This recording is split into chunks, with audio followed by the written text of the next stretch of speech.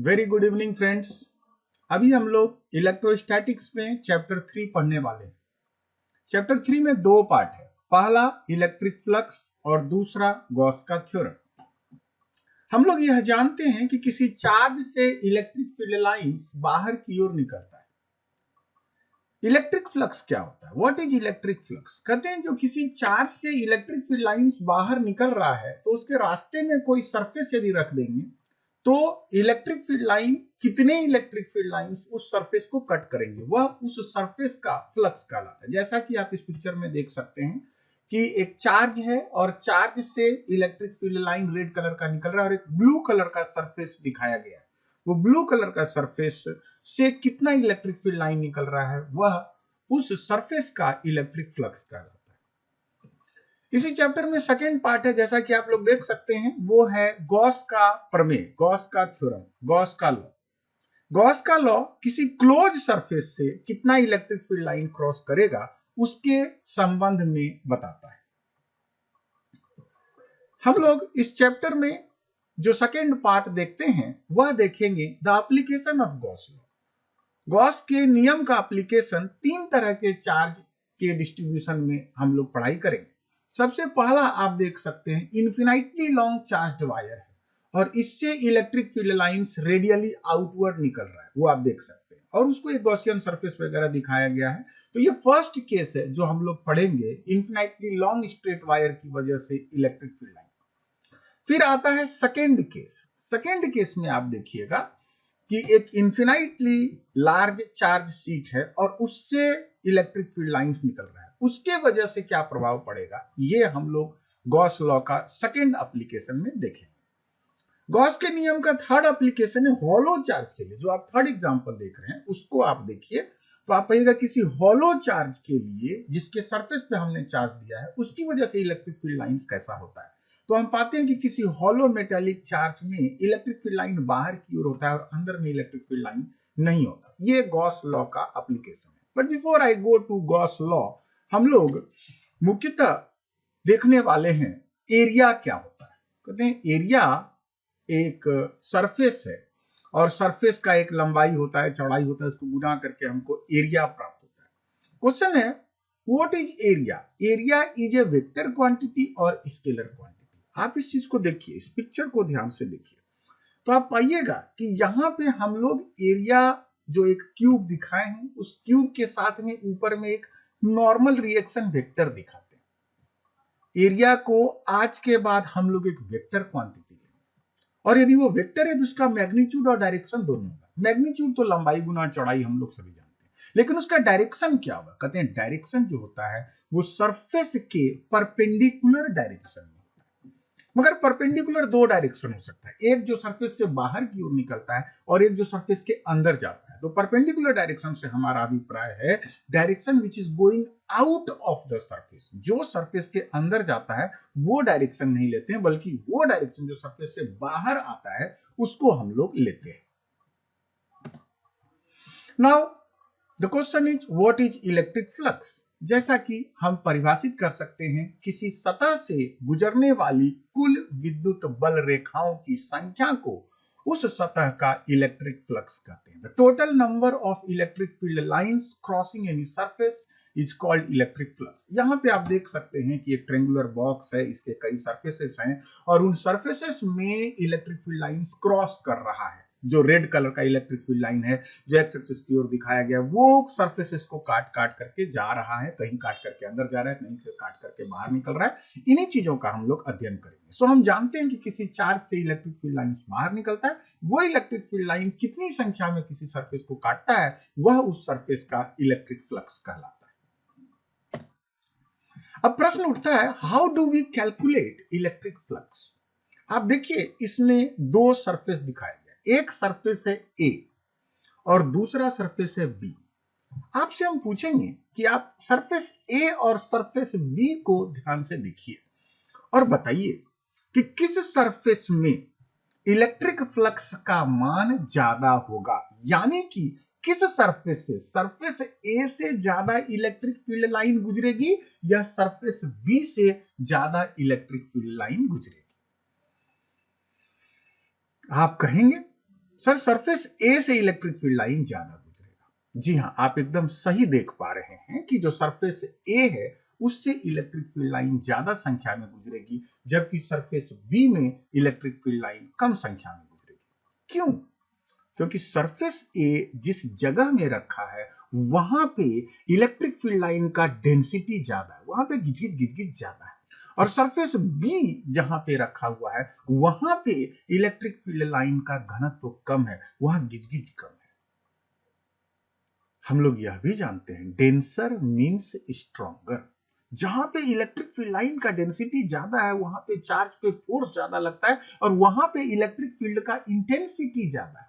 और जहां पे इलेक्ट्रिक फील्ड लाइन का डेंसिटी कम है वहां पे इलेक्ट्रिक फील्ड का मैग्नीट्यूड कम होगा, वहां पे फोर्स कम लगेगा। तो हम ये कहते हैं कि सरफेस ए में इलेक्ट्रिक फील्ड का मैग्नीट्यूड ज्यादा है, और इसलिए सरफेस ए से इलेक्ट्रिक फ्लक्स का मान भी ज्यादा होगा। तो हम यहां पे पहला ऑब्जर्वेशन आपके सामने रख रहे हैं, flux is proportional to magnitude of electric field. Flux is proportional to E. Flux विद्युत क्षेत्र की तीव्रता के समानुपाती होता है। वी हैव अनदर ऑब्जर्वेशन, वो है कि आप इस बार ध्यान से देखिए सरफेस ए और सरफेस बी को। सरफेस ए और सरफेस बी में अब आपसे पूछेंगे कि किसमें फ्लक्स का मान ज्यादा है।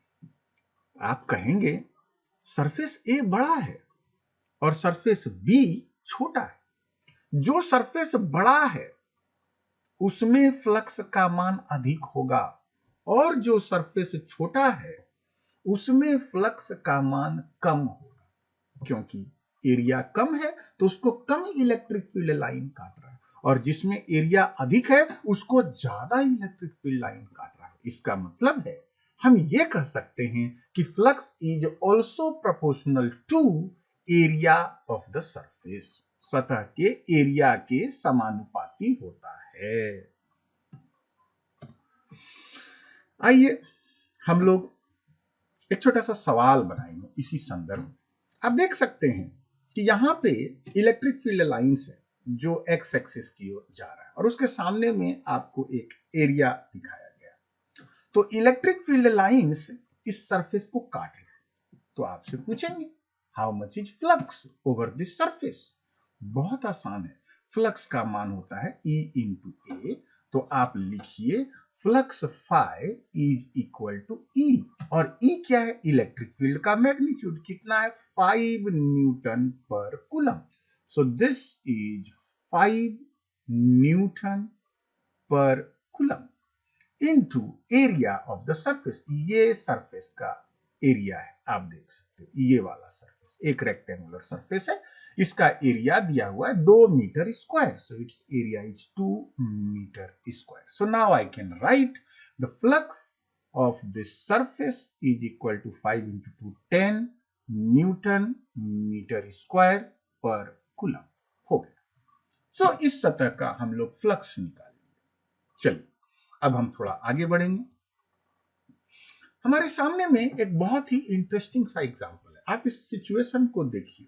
इस सिचुएशन में यह दिखाया गया है कि इलेक्ट्रिक फील्ड लाइंस आपका ऊपर की ओर है, ग्रीन वेक्टर्स जो आप देख रहे हो वो ऊपर की ओर है, और वहां पे एक रेक्टेंगुलर बॉक्स दिखाया गया है, मगर वो रेक्टेंगुलर बॉक्स अपना डायरेक्शन चेंज कर रहा है। आप इस पिक्चर को ध्यान से देखिए। क्या आपको ऐसा लगता है कि इस रेक्टेंगुलर बॉक्स में हर वक्त फ्लक्स का मान समान है? आप कहोगे नहीं, हर वक्त तो फ्लक्स का मान समान नहीं। क्यों? आप अभी देखिए, अभी मेरे सामने में फ्लक्स का मान मैक्सिमम है, मगर इसी फ्लक्स का मान हम देखते हैं कि चेंज होते जा रहा है। ये फ्लक्स का मान घटेगा, यानी कि number of electric field lines crossing the surface का मान घट रहा है, और इस पर्टिकुलर सिचुएशन में हम पाते हैं कि सरफेस इस तरह से है कि इलेक्ट्रिक फील्ड लाइन सरफेस को केवल टच कर रहा है, क्रॉस नहीं कर रहा है, और उस स्थिति में फ्लक्स का मान काफी कम हो जाए। कि यदि आपका सरफेस का डायरेक्शन चेंज होता है, आप देख सकते हैं इस पिक्चर में किस तरह से उसका डायरेक्शन चेंज होता है, तो फ्लक्स भी चेंज होता है। हम लोग जो कंक्लूजन निकाले उसको अब यहां पे देखने का प्रयास करते हैं। ये देखिए, ये एक इलेक्ट्रिक फील्ड लाइंस है, आप इस पिक्चर को देखिए। यहां पे electric field lines x axis की ओर है, ऊपर की ओर है, और एरिया वेक्टर सरफेस के परपेंडिकुलर, ये एरिया वेक्टर है। इलेक्ट्रिक फील्ड और एरिया वेक्टर के बीच का एंगल हमने दिखाया है थीटा। यदि इलेक्ट्रिक फील्ड और एरिया वेक्टर के बीच का एंगल थीटा है, तो अब हम फ्लक्स को थीटा के ऊपर डिपेंडेंट भी लिखेंगे, और तब हम लिखेंगे flux is equal to E into A into cos theta. कहेंगे भैया कॉस थीटा का मतलब क्या है? जरा ध्यान से देखिए इस सिनेरियो को। अभी जो हमारे सामने में कंडीशन रखा हुआ है उसमें हम देख रहे हैं कि इलेक्ट्रिक फील्ड ऊपर की ओर है, नीचे के पिक्चर को देखिए, इलेक्ट्रिक फील्ड ऊपर की ओर है और एरिया वेक्टर भी ऊपर की ओर है। तो जब ई और ए दोनों ऊपर की ओर है, दोनों का डायरेक्शन सेम है, तो दोनों के बीच का एंगल 0 है, और हम जानते हैं कि cos 0 का मान 1 होता है और वो मैक्सिमम होता है। आइए अब हम इसी सिचुएशन में थोड़ा आगे बढ़ते हैं।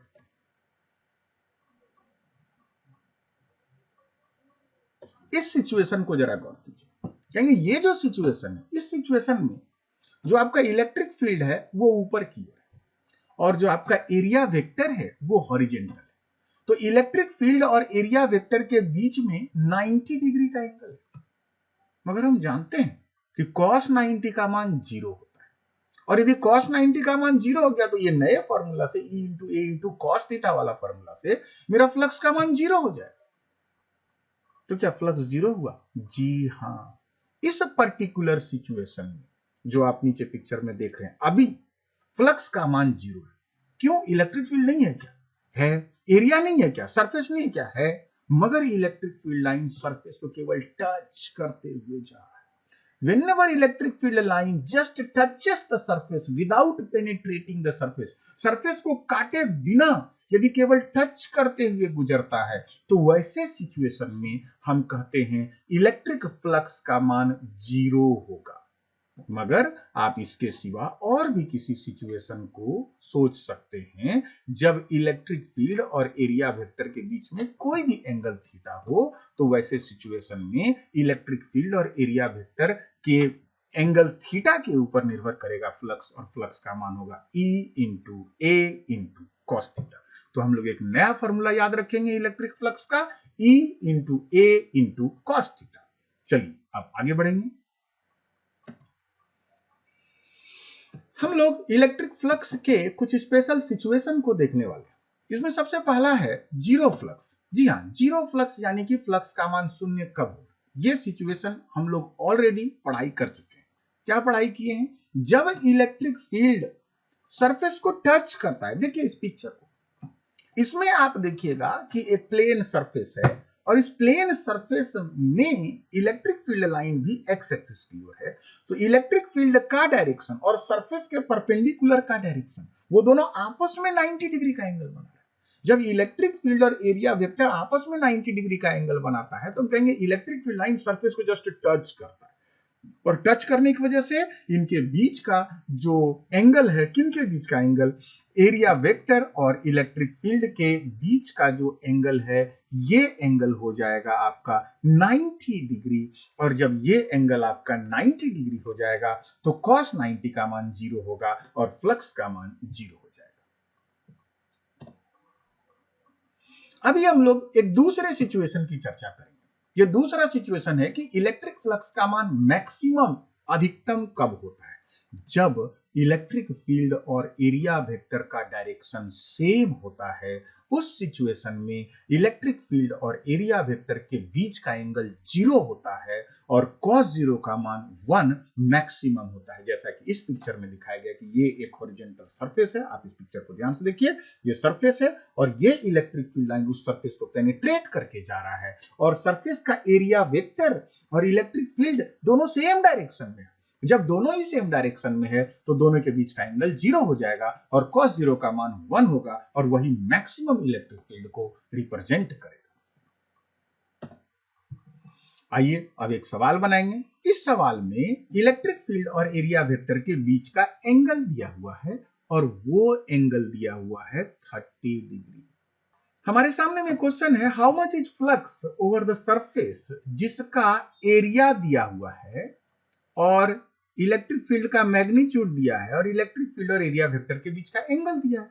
बहुत इजी सवाल है। हम लोग जानते हैं इलेक्ट्रिक फ्लक्स पाई का मान होता है E into A into cos theta और तब लिखेंगे E का मान हो जाएगा 50 Newton per coulomb into area 2 centimetre square into cos 30 degree. देखिए 2 सेंटीमीटर स्क्वायर में सेंटीमीटर को लिखेंगे 10 का पावर -4 मीटर स्क्वायर और cos 30 का मान हो जाएगा √3 डिवाइडेड बाय 2। अब आप इसको सॉल्व कर लीजिए, there is no big deal, you will get the value of electric flux. हमारे सामने में फिर से एक सवाल है, इसमें 3 केस आपको जानना है। पहला केस में है सरफेस जो है वो YZ तल के समानांतर है। देखिए यहाँ पे x एक्सिस है, ये y एक्सिस है और ये z एक्सिस है और जो सरफेस है वो YZ तल के समानांतर सरफेस कैसा होता है, एक ऐसा सरफेस ये जो कि पहला एक्सिस हम दिखाए हैं y एक्सिस के पैरेलल और ये है आपका z एक्सिस के पैरेलल। तो देखिए आपके सामने में ये एक सरफेस दिखाया गया। दिस इज फर्स्ट केस, जब आप कहोगे कि जो सतह है वह YZ तल के समानांतर है। इस क्वेश्चन में आप इस चीज को नोटिस कीजिए, कह रहा है कि इलेक्ट्रिक फील्ड x एक्सिस की ओर है, इलेक्ट्रिक फील्ड x एक्सिस की ओर है और जो सरफेस है वो YZ तल के समानांतर, ये है आपका y एक्सिस और ये है आपका z एक्सिस। तो सरफेस जो है वो YZ एक्सिस को कंटेन करता है। मगर एरिया किधर है, कहेंगे एरिया भी इधर ही होगा सरफेस के परपेंडिकुलर, यानी कि इलेक्ट्रिक फील्ड और एरिया वेक्टर दोनों सेम डायरेक्शन में, इसलिए दोनों के बीच का एंगल थीटा का मान 0 हो जाएगा। आप फ्लक्स का मान निकाल सकते हैं, flux is equal to E into A into cos theta. E का मान दिया है, A का मान दिया है, A का मान निकाल लेंगे लंबाई गुना चौड़ाई से और कॉस थीटा भी आपको पता चल जाएगा। We have another situation, जब सतह XY तल के समानांतर है। जो सतह XY तल के समानांतर है वो ऐसे है, इसको इस तरह से दिखाएंगे। इसका ये लाइन हम x एक्सिस की ओर दिखाएंगे और ये लाइन हम y एक्सिस की ओर दिखाएंगे और इसका जो नॉर्मल होगा और ये है आपका z एक्सिस की ओर और भैया इलेक्ट्रिक फील्ड था x एक्सिस की ओर, तो इलेक्ट्रिक फील्ड और x एक्सिस के बीच का एंगल फिर से 90 डिग्री बनेगा क्योंकि z एक्सिस और x एक्सिस के बीच का एंगल 90। तो ऐसे सिचुएशन में फ्लक्स के लिए हम लोग को जब थीटा का मान मिल गया 90 डिग्री तो फिर से आप इसी फॉर्मूला में पुट करके फ्लक्स का मान निकाल लेंगे। ये था सेकेंड क्वेश्चन। अब है थर्ड क्वेश्चन। थर्ड क्वेश्चन में दिया हुआ है कि जो सरफेस पे लंब है, यानी कि सरफेस पे जो परपेंडिकुलर है, जो एरिया वेक्टर है, ये जो एरिया वेक्टर है वो x एक्सिस के साथ में 60 डिग्री का कोण बनाता है और जब एरिया वेक्टर x एक्सिस के साथ 60 डिग्री का कोण बनाता है तो x एक्सिस की ओर ही इलेक्ट्रिक फील्ड है और तब इलेक्ट्रिक फील्ड और एरिया वेक्टर के बीच का एंगल थीटा का मान 60 डिग्री हो जाएगा। इस प्रकार से आपको हर बार E और A और cos थीटा का मान पता हो जाएगा और आप फ्लक्स का मान निकाल सकते हैं। इलेक्ट्रिक फ्लक्स में ये एक स्टैंडर्ड क्वेश्चन है। इस क्वेश्चन में ये दिखाया गया है कि एक ट्रायंगुलर बॉक्स है और इस ट्रायंगुलर बॉक्स में इलेक्ट्रिक फील्ड लाइन गुजर रहा है और आपको प्रत्येक सरफेस में इलेक्ट्रिक फ्लक्स का मान निकालना। देखिए इस सवाल को बनाने के लिए हम लोग सरफेसेस को पकड़ते हैं। इसमें से सबसे पहला सरफेस जो हमको नजर आ रहा है वो नजर आ रहा है ADFC। आप इसको ध्यान से देखिए, ब्लू सरफेस जो हमको नजर आ रहा है वो ये ए डी एफ और सी, ये एक सरफेस आप देख सकते हैं। और इस सरफेस को इलेक्ट्रिक फील्ड लाइन कुछ इस तरह से काट करके जा रही है। देखिए इस सरफेस का लंबाई और चौड़ाई दिया है, एरिया किधर होगा? आप ध्यान से देखिए, आप कह सकते हैं कि सर एरिया एक्स एक्सिस की, मगर सोचिए जो एरिया है सरफेस का परपेंडिकुलर वो किधर लें, एक्स एक्सिस की ओर लें कि माइनस एक्स एक्सिस की ओर लें? ठीक सोचिए आप, हमको एरिया जो है वो माइनस एक्स एक्सिस की ओर लेना चाहिए। क्यों? क्योंकि यदि हम एरिया माइनस एक्स एक्सिस की ओर लेंगे तो एरिया जो है सो आउटवर्ड नॉर्मल होगा, और यदि एरिया हम प्लस एक्स एक्सिस की ओर लेंगे तो ये गॉसियन सरफेस के अंदर चला जाएगा। तो हमको ये जो सरफेस है इसके बाहर वाला पोर्शन का ही एरिया वेक्टर लेना है, अंदर वाले पोर्शन का एरिया वेक्टर नहीं लेना है। तो अब आप ध्यान से देखिए, ई और ए के बीच में टोटल एंगल 180 डिग्री का हो जाता है, और तब आप फ्लक्स निकाल सकते हो A D F C surface में। इसमें लिखेंगे ई का मैग्नीट्यूड दिया हुआ है, एरिया का मान लंबाई गुना चौड़ाई आपको 30 सेंटीमीटर गुना 10 सेंटीमीटर करना होगा। उसके बाद इसमें लिखेंगे cos 180 डिग्री, cos 180 का मान -1 आता है, तो फ्लक्स का जो भी वैल्यू होगा एक नेगेटिव वैल्यू होगा। ये हो गया। आइए अब हम फ्लक्स निकालेंगे इस स्लैंट सरफेस में, ये पिंक वाला जो सरफेस है, ये इसमें नीचे देखिए पिंक वाला जो सरफेस, ये पिंक वाला सरफेस, इस पिंक वाले सरफेस का हमको फ्लक्स निकालना। जब हम इस पिंक वाले सरफेस का फ्लक्स निकालना चाहेंगे तो इसका लंबाई और चौड़ाई यानी कि एरिया निकालेंगे। भैया इसका लंबाई और चौड़ाई में एक डायमेंशन तो हमको दिया है, ये 30 सेंटीमीटर ए से डी के बीच की दूरी। कौन सा हम रेक्टेंगल की बात कर रहे हैं? हम जो रेक्टेंगल की बात कर रहे हैं वो है स्लैंट सरफेस कुछ इस तरह से, और ये है ए, ये है डी, और ये है ई, और ये है बी। तो इस सरफेस का ये वैल्यू आपको दिया है 30, मगर ए से बी का डिस्टेंस आपको नजर नहीं आ रहा है, तो आपसे तो बनेगा ही नहीं यदि ए से बी के बीच का डिस्टेंस नहीं दिया है। नहीं, ये बन जाएगा। इसके लिए आपको इस पर्टिकुलर राइट एंगल ट्रायंगल का सहारा लेना होगा, और तब आप देखिएगा कि ये वाला लेंथ यदि 10 सेंटीमीटर है तो, और ये वाला एंगल 60 डिग्री दिया हुआ है, तो ये वाला 20 सेंटीमीटर आ जाएगा। अब ये स्लैंट सरफेस का एरिया आपको पता चल गया। सवाल उठता है एरिया वेक्टर और इलेक्ट्रिक फील्ड के बीच में एंगल कितना है? ये एंगल इजी है। एक काम करते हैं, सरफेस के पैरेलल एक लाइन खींच देते हैं। देखिए ये एंगल 60 डिग्री है, ये 60 डिग्री है, तो ये वाला 30 डिग्री हो जाएगा, तो ये वाला 30 डिग्री हो जाएगा, फिर ये वाला एकांतर कोण ये भी 30 डिग्री हो जाएगा, और ये दोनों आपस में परपेंडिकुलर है देखिएगा टोटल, इसलिए थीटा का मान 60 डिग्री हो जाएगा। अब आप निकाल लीजिए फाई का मान E into A into cos 60 degree.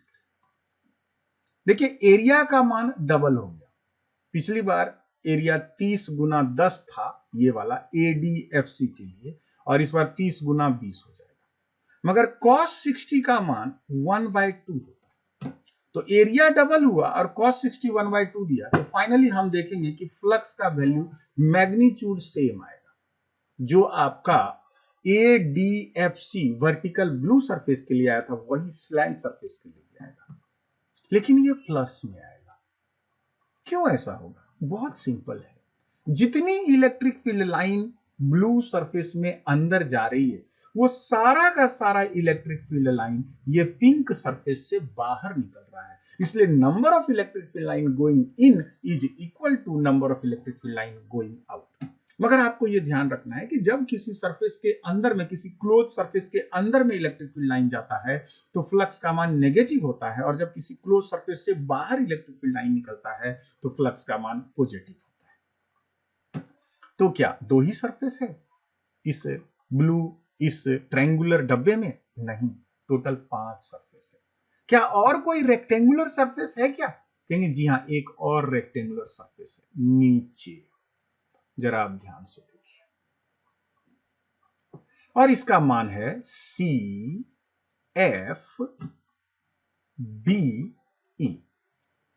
चलिए अब बताइए कि इस सरफेस का एरिया वेक्टर किधर लेंगे? जी हां, आपने सही सोचा, इस सरफेस का एरिया वेक्टर नीचे की ओर जाएगा। और इलेक्ट्रिक फील्ड लाइन किधर है? कहेंगे इलेक्ट्रिक फील्ड लाइन तो एक्स एक्सिस की ओर है, इधर है इलेक्ट्रिक फील्ड।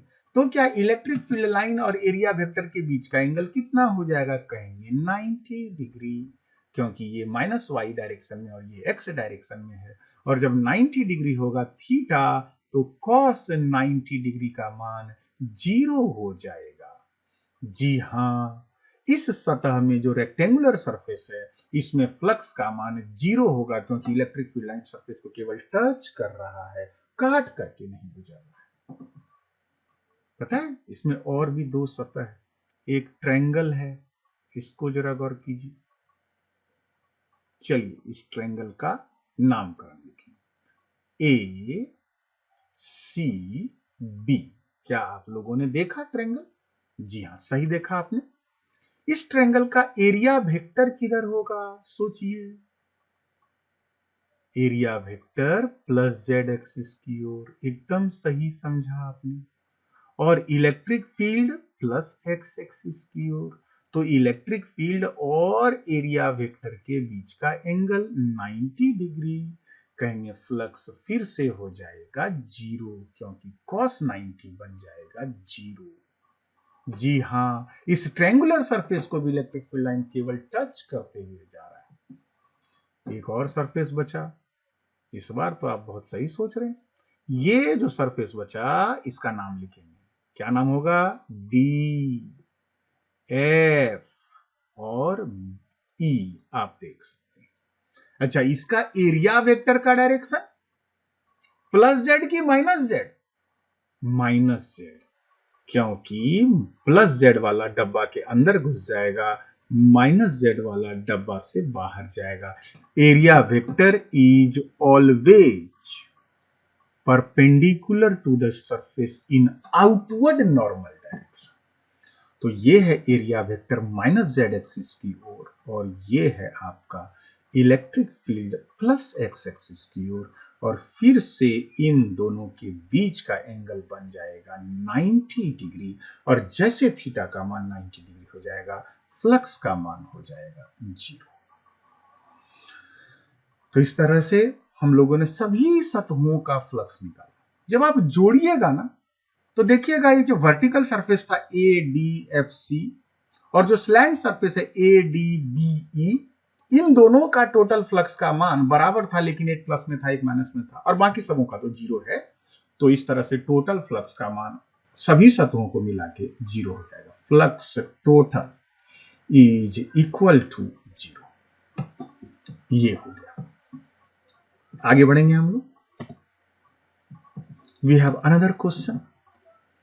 एक शंकु है, कोन है, और इस कोन का बेस का रेडियस r दिया हुआ है, और इसका वर्टिकल हाइट h दिया हुआ है, और electric field line vertically upward direction में जा रहा है। अब आपसे पूछ रहा है कि बताइए कि इस कोन के दोनों सतहों में फ्लक्स कितना होगा। पहला आपको देखना है जो बेस है उसमें कितना इलेक्ट्रिक फ्लक्स एंटर कर रहा है, और वो जो स्लैंट सरफेस है उससे किस तरह से इलेक्ट्रिक फ्लक्स बाहर निकल रहा है। आपको इस चीज को ध्यान देना है।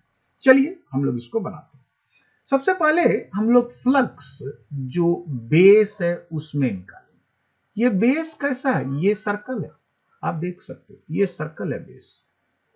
तो सबसे पहले इसका एरिया का डायरेक्शन, आउटवर्ड नॉर्मल किधर होगा? सरफेस के परपेंडिकुलर होगा, ऊपर भी हो सकता है नीचे भी हो सकता है। किधर लेंगे? नीचे लेंगे। एकदम सही सोचा आपने कि ये एरिया वेक्टर जो मेरा बन रहा है, ये एरिया वेक्टर नीचे।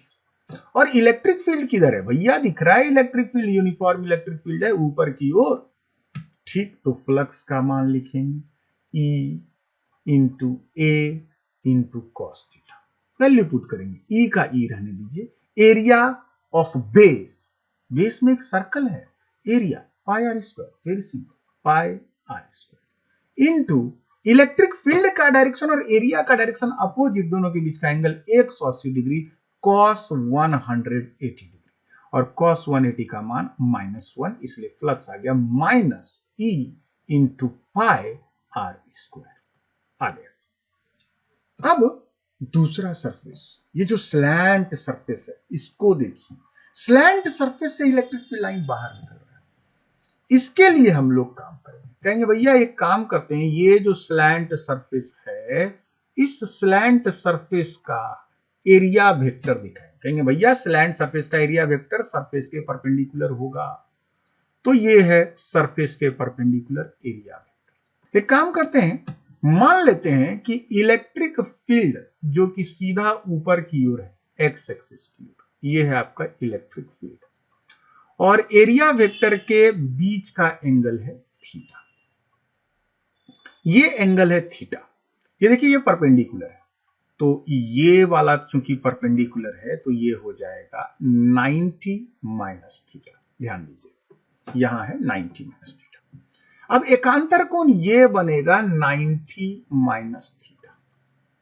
फिर इस राइट एंगल ट्रायंगल को देखिए, यदि वर्टेक्स एंगल का मान 90 माइनस थीटा है तो बेस का एंगल थीटा होगा। चलिए अब हम निकाल लेंगे फ्लक्स थ्रू स्लैंट सरफेस।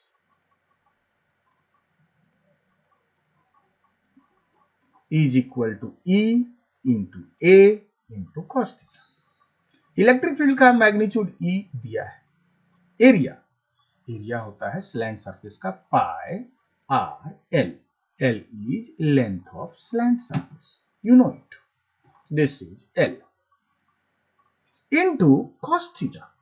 अब जरा ध्यान से देखिए cos थीटा का मान कैसे निकलेगा, ये एक राइट एंगल ट्रायंगल आपको दिख रहा है कि नहीं, तो cos थीटा का मान बेस थीटा के साथ, ये बेस का मान हो गया r इनटू हाइपोटेनस, ये है हाइपोटेनस, ये, और ये हाइपोटेनस की जगह लिखेंगे L। Fine, so now I have got flux is equal to E into pi are square, और ये प्लस में। जी हां, आप इस चीज को सही नोटिस किए कि जो बेस में फ्लक्स था माइनस में, उतना ही वैल्यू स्लैंट सरफेस से आएगा। क्यों नहीं आएगा? जो इलेक्ट्रिक फील्ड लाइन नीचे बेस से एंटर कर रहा है, गौर कीजिए, वही इलेक्ट्रिक फील्ड लाइन बाहर निकल रहा है, बेस से निकलने वाला, एंटर करने वाला बाहर निकल रहा है। तो same electric field line, number of electric field line entering through base is equal to number of electric field line coming out of the slant surface। तो इस तरह से हमारा इलेक्ट्रिक फ्लक्स कोन के सरफेस पे निकल गया। एंड ऑफ कोर्स फिर से यदि हमसे पूछेगा how much is flux total, तो लिखेंगे भैया फ्लक्स टोटल का मान 0 हो जाएगा। एक और क्वेश्चन है, what is electric flux through a sphere that has a radius r and carries a charge q at its center। ये एक स्फीयर है, इसका रेडियस r है और इसके केंद्र पे चार्ज q दिया, हमको निकालना है। एक काम करते हैं, ये तो सब जगह कर्व सरफेस है, एक काम करते हैं, इस कर्व सरफेस में एक छोटा सा एरिया हम एज्यूम करते हैं। गौर कीजिएगा, ये छोटा सा एरिया है, इस छोटे से एरिया को हम लोग डेल्टा ए से रिप्रेजेंट करते हैं, और ये डेल्टा ए किधर है, सरफेस के परपेंडिकुलर है। मगर यदि हम यहां पे एक टेस्ट चार्ज रखेंगे तो उस टेस्ट चार्ज के ऊपर भी जो फोर्स लगेगा, यानी कि इलेक्ट्रिक फील्ड जो बनेगा, वो भी इसी डायरेक्शन में बनेगा, क्योंकि यहां रखा, सेंटर पे रखा चार्ज इसको ठेलेगा। तो क्या हम फिर से नहीं कहें कि इलेक्ट्रिक फील्ड और एरिया वेक्टर के बीच का एंगल थीटा, थीटा का मान 0 हो जाएगा? जी हां, आप सही सोच रहे हैं। तो इस चार्ज से ढेर सारा इलेक्ट्रिक फील्ड लाइन निकल रहा है, इन्हीं में से कुछ इलेक्ट्रिक फील्ड लाइन जो है वो इस छोटे सरफेस से भी गुजरेगा। तो चलिए इस छोटे से सरफेस का फ्लक्स लिखते हैं डेल्टा फाई। और डेल्टा फाई का मान हो जाएगा E into delta A into cos theta. लेकिन कॉस थीटा अभी तुरंत देखिए ये कॉस 0 हो जाएगा और कॉस 0 का मान 1 हो जाएगा, यानी कि फ्लक्स का मान simply E into delta A. भैया ये E का मान क्या होगा? कहेंगे E का मान जानते हैं क्या? के क्यू बटे आर स्क्वायर। किसी पॉइंट चार्ज से r डिस्टेंस पे इलेक्ट्रिक फील्ड का मान के क्यू बटे r square into delta A. अच्छा, यदि हमसे पूछा जाए कि पूरे सरफेस, पूरे गोले में फ्लक्स का मान निकालें, तो जब हमसे पूरे गोले में फ्लक्स का मान पूछेगा तो लिखेंगे phi total is integration of delta phi is integration of K Q बटे आर स्क्वायर इंटू डेल्टा। देखिए इंटीग्रेशन से कांस्टेंट है के बाहर निकालिए, क्यू बटे आर स्क्वायर बाहर, इंटीग्रेशन के अंदर रहा डेल्टा ए। देखिए ये डेल्टा ए क्या, ये छोटे से पोर्शन का एरिया, मगर पूरे स्फीयर को लेंगे तो ढेर सारा डेल्टा ए बनेगा और सबको जब इंटीग्रेट करेंगे, सबको जोड़ देंगे तो आपको ये जो डेल्टा ए का मान है वो मिल जाएगा। Total surface area of sphere that is 4 pi are square. और ये जो के है इसका मान जानते हैं क्या? 1/4 पाई एप्सिलॉन 0। चलिए अब एक काम करते हैं, ये 4 पाई का टर्म यहां से कट गया, ये आर स्क्वायर का टर्म यहां से कट गया, और तब निकलेगा फ्लक्स का मान। वो फ्लक्स का मान हो जाएगा चार्ज डिवाइडेड बाय एप्सिलॉन 0। आप देख सकते हैं एक चार्ज के अंदर से निकलने वाला इलेक्ट्रिक फील्ड लाइंस की संख्या वास्तव में Q बटे एप्सिलॉन 0 होता है, क्योंकि जो भी इलेक्ट्रिक फील्ड लाइन निकल रहा है वो सारा का सारा इस गोले से काट के बाहर निकल रहा है। तो इस प्रकार से हम इस क्लोज्ड स्फीयर के टोटल फ्लक्स का मान निकाल सके। Flux is equal to charge divided by epsilon 0।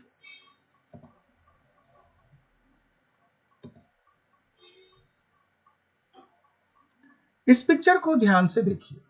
इस पिक्चर में यह दिखाया गया है कि जो हम लोग फ्लक्स का मान निकाले और वो फ्लक्स का मान होता है Q डिवाइडेड बाय एप्सिलॉन 0, यानी कि फ्लक्स जो है वो रेडियस r पे निर्भर नहीं कर रहा है। क्यों निर्भर नहीं कर रहा है?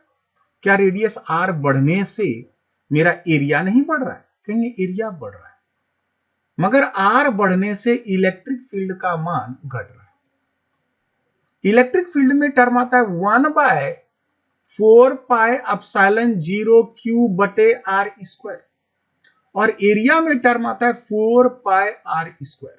तो संयोग से आर स्क्वायर का टर्म ऊपर और आर स्क्वायर का टर्म नीचे कट जाएगा जब फ्लक्स निकालते समय आप E इंटू ए करोगे, यानी कि आर का मान कुछ भी हो फ्लक्स का मान सेम रहेगा। जब आर का मान, रेडियस का मान बढ़ता है तो एरिया बढ़ता है, मगर इलेक्ट्रिक फील्ड का मैग्नीट्यूड घट जाता है।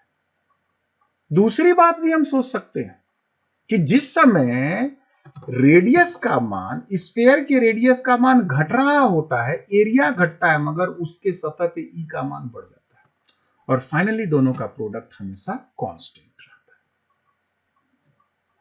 है।